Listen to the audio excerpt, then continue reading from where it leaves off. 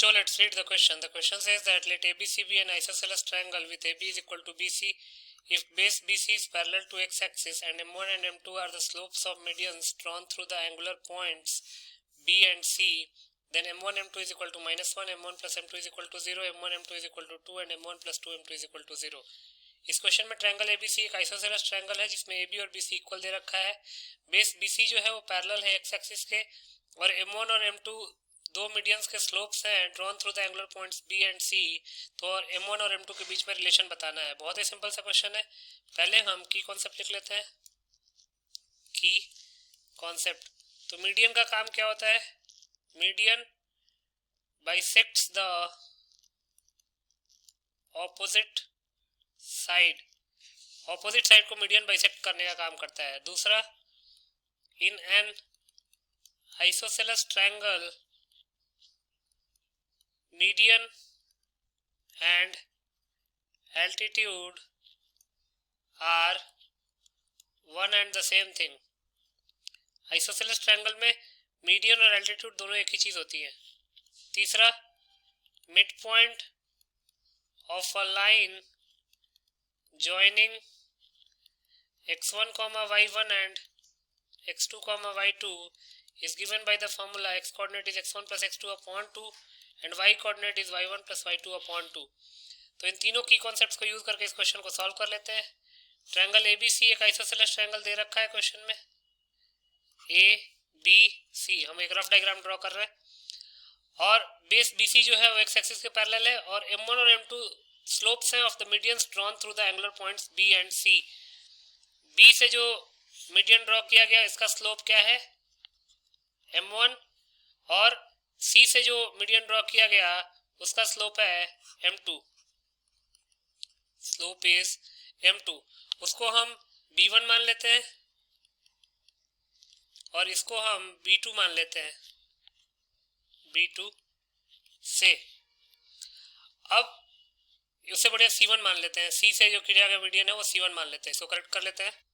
C1 तो लिख सकते हैं let the median drawn through angle B bisects AC at B1 and median drawn through angle C bisects AB at C1. ये हमने मान लिया. अब according to the question base BC जो है is parallel to X axis.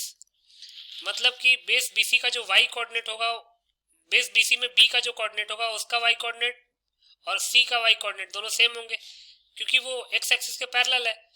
अगर x axis पे भी होता तो उसमें तो y कोऑर्डिनेट 0 होता, मतलब y कोऑर्डिनेट तो सेम ही रहना है. तो मान लेते हैं let coordinates of B comma C. हमने इससे कोऑर्डिनेट्स B कॉमा C मान लिए. तो इसके कोऑर्डिनेट्स क्या हो जाएंगे? इसका y कोऑर्डिनेट तो C ही रहेगा. C कोऑर्डिनेट x कोऑर्डिनेट कुछ मान लेते हैं and coordinates of CB A comma C. इसको हमने A कॉमा C मान लिया. अब A से जो मीडियन ड्रॉप करेंगे रफ एंड डायग्राम है. मीडियन और एल्टीट्यूड दोनों एक ही चीज होगी. तो इसको हम अगर D का नाम दे दें तो लिख सकते हैं let D be the point where median और एल्टीट्यूड, क्योंकि मीडियन और एल्टीट्यूड आइसोसेलेस ट्रायंगल में दोनों सेम होते हैं. Altitude through angle A bisects the base BC. Base BC को जहां बाइसेक्ट कर रहा है उस पॉइंट को हमने D का नाम दे दिया.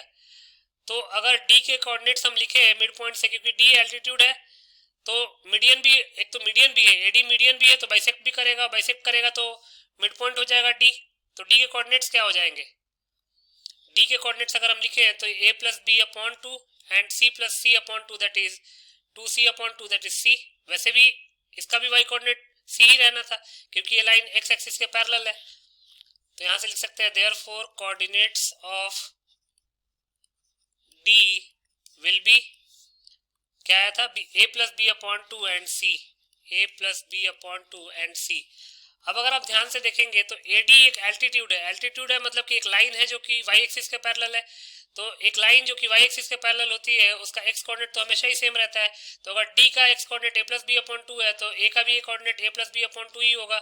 इसका y कोऑर्डिनेट हम मान लेते हैं d, तो लिख सकते हैं let coordinates of a will be a plus B upon two and d। अब हम स्लोप निकाल लेते हैं m1 और देन m2 निकाल लेते हैं, तो लिख सकते हैं now slope of median BB1 वो क्या हो जाएगा, उसको m1 दिया हुआ है क्वेश्चन में नाम, तो m1 क्या हो जाएगा y2 माइनस y1। अब b1 का कोऑर्डिनेट क्या हो जाएगा, b1 का कोऑर्डिनेट क्या हो जाएगा, दोनों का mid point a plus B upon two plus a upon two, ये हो जाएगा a plus B upon two plus a whole upon two, ये तो x कोऑर्डिनेट हो गया, और जो y कोऑर्डिनेट होगा वो क्या होगा c plus D upon two.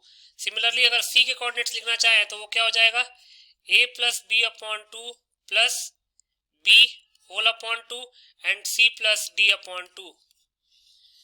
तो स्लोप निकाल लेते हैं, स्लोप क्या हो जाएगा m1 y2 minus y1 that is c plus D upon two minus c plus D upon two minus c whole upon x2 minus x1, तो a plus B upon two plus a, इसको हम a plus B plus two a लिख सकते हैं upon 4, तो ये हो जाएगा a plus B plus two A upon 4 minus इसका x कोऑर्डिनेट क्या है b है माइनस b।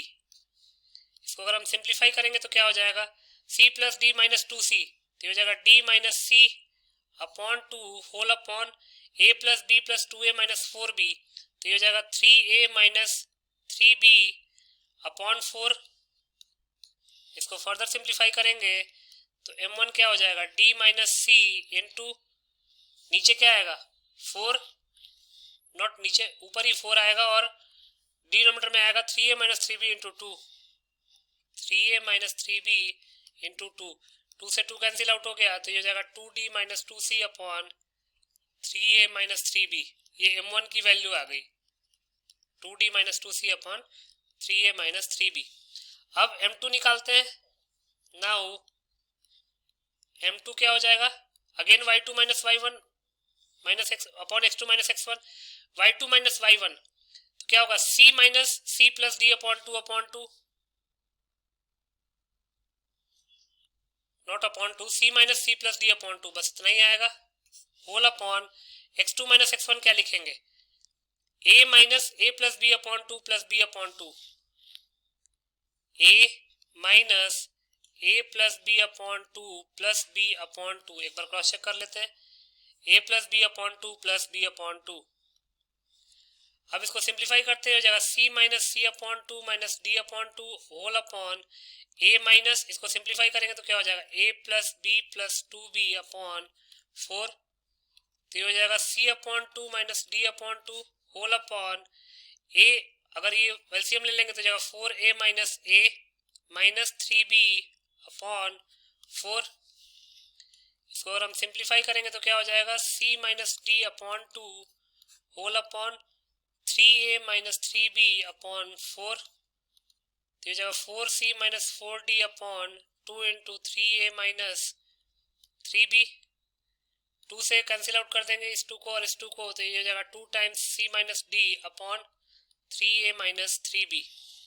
हमारे पास m2 क्या आ गया, therefore m2 is equal to 2 times c minus d, 2 times c minus d upon 3 times a minus b, 3 times a minus b, और m1 क्या आया था, m1 हमने निकाला हुआ है, वो आया है 2 times d minus c upon 2 times d minus c upon 3 times a minus b, 3 times a minus b, तो इसको हम minus 2 times c minus d लिख सकते हैं upon 3 times a minus b, और 2 times c minus d upon 3 times a minus b की जगह हम m2 पुट कर सकते हैं, तो ये जगह माइनस m2, तो यहाँ से m1 is equal to minus m2 आ गया, तो यहाँ से m1 प्लस m2 की वैल्यू क्या आ जाएगी 0।